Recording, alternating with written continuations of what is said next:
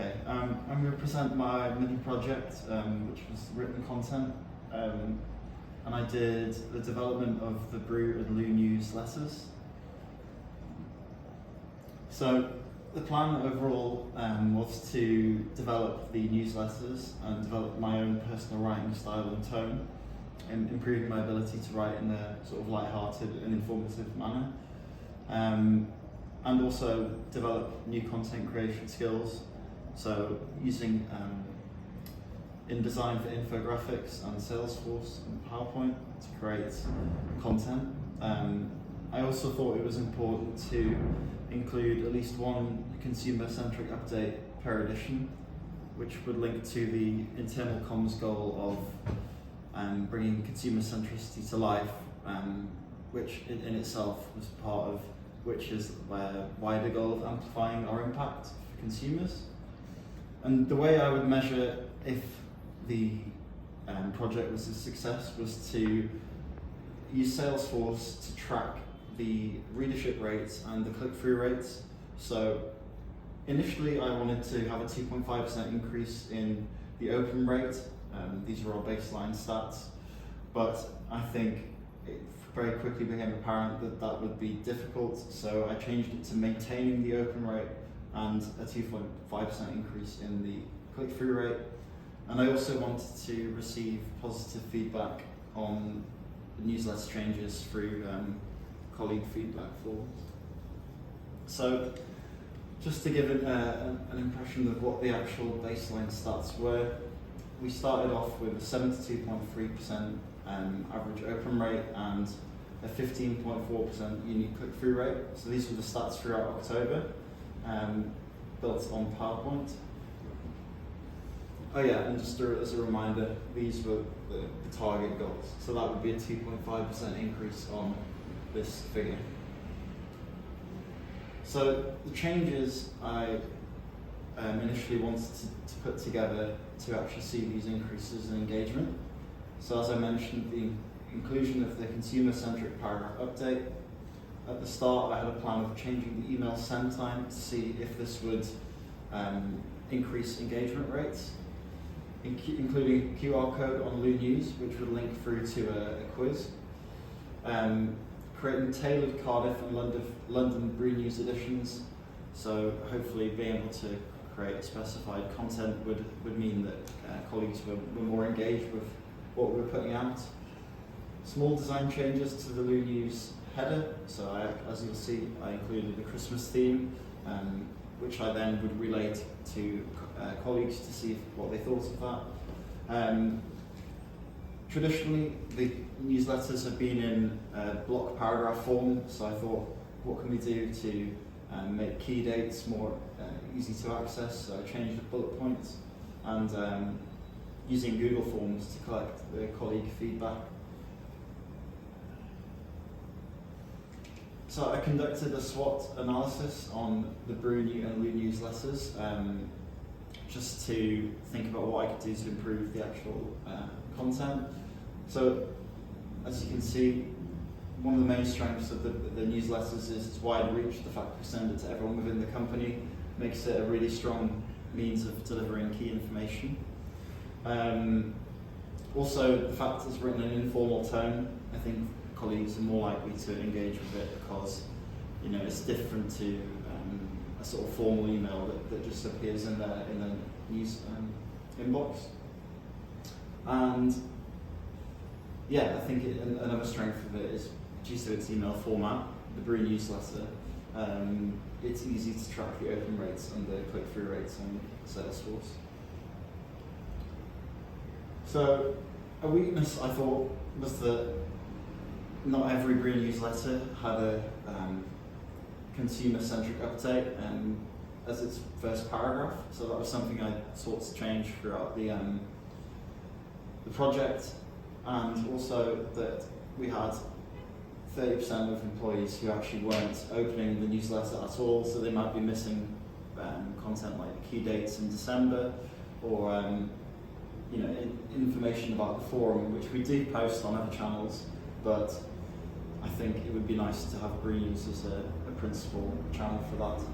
And then as I mentioned before, I thought some opportunities to see an improvement for the newsletters, so QR code, promotion on Slack, and the tailored and design changes. And then very quickly, threats to renews. I think the fact that we send it on a Monday morning, but often there's not a consistent time to the send, meant that colleagues can miss the newsletter entirely. I know there's another key update which goes out from our CEO on a Monday morning, so it's easy for the content we push to get lost, and I think also that the nature of it hasn't evolved for some time. So I should have explained this at the start, but I put out 3 editions, and after each edition the plan was to review from a statistical basis and also from a feedback basis, and then try and make changes to actually improve the stats. So here are the goals for the first renews, and what happened in this first edition, which was just at the start of December, was that we actually saw a drop in the open rate and the click-through rate, disappointingly.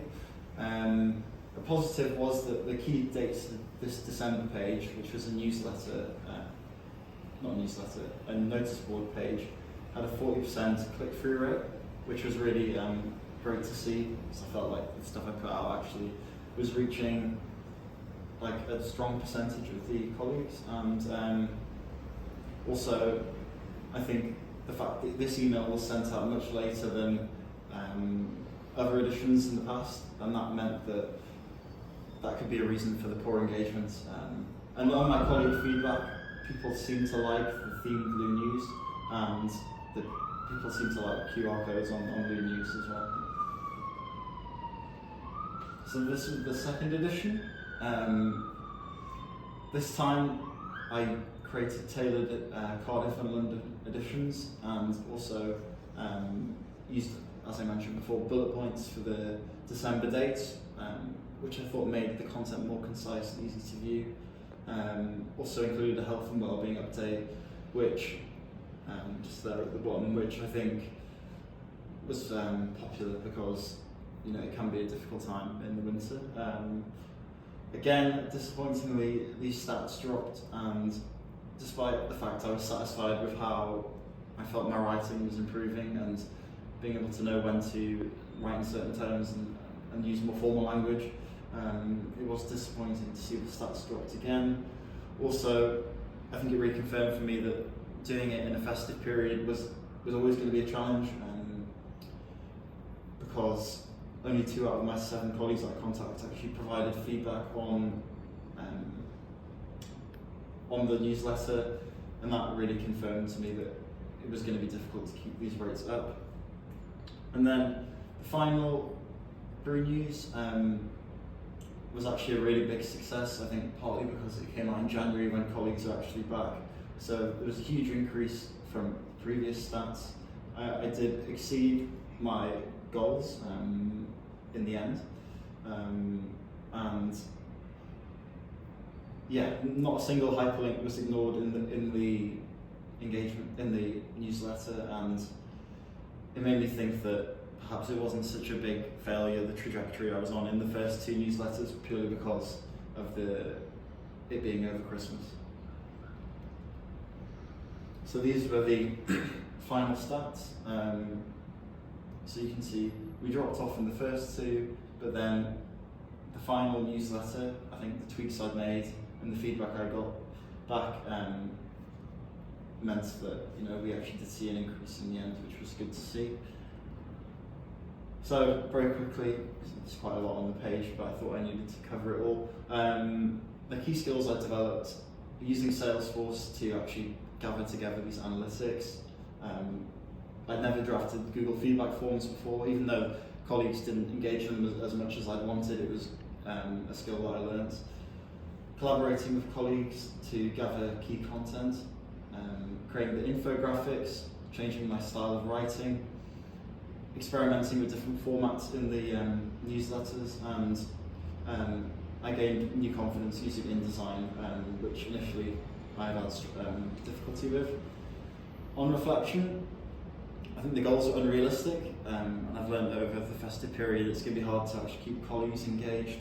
In the final edition, I was happy with how it went, and I would call the project a success based on these skills I've developed, even though the stat increases were limited.